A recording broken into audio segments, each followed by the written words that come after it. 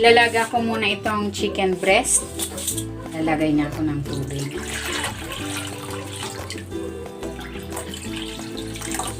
Lalagay ako ng sibuyas, pamintang buo, at konting asin. Takpan natin.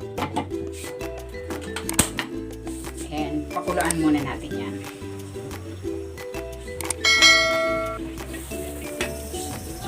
Ayan, ito na yung ating chicken. Hahanguin ko na ito. Itatabi ko lang yung sabaw and then yung chicken. Hihimayin ko ito pag malamig na. Maglalagay ako ng cooking oil. Ilalagay ko dito yung atsuete seeds para ma-extract yung kulay nito.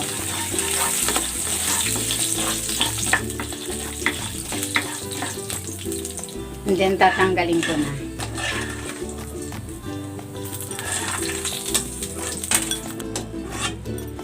Magigisa na ako ng bawang.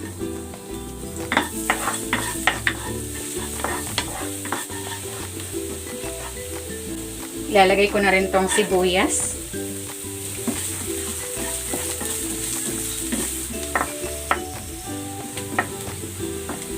Ilalagay ko na dito yung hinimay ko na chicken.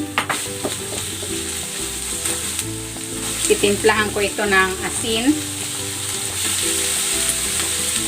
paminta, at ng patis.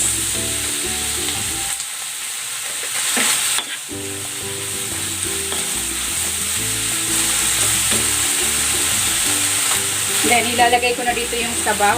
Ito yung pinagpakuluan ng chicken.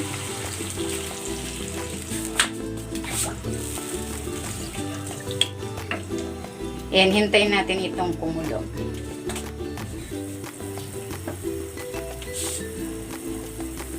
Ayan, kumukulo na. Ilalagay ko na itong sotanghon.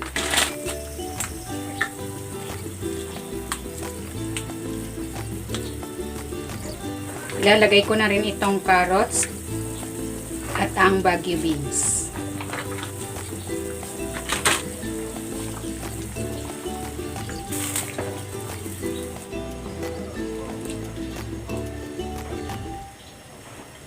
Ilalagay ko na rin itong repolyo.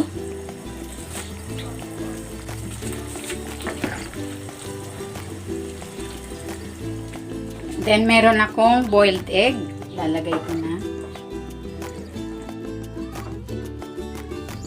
Ilalagay din ako ng spring onion at ng fried garlic. Ayan, luto na itong ating chicken sotanghon soup. Hanguin na natin.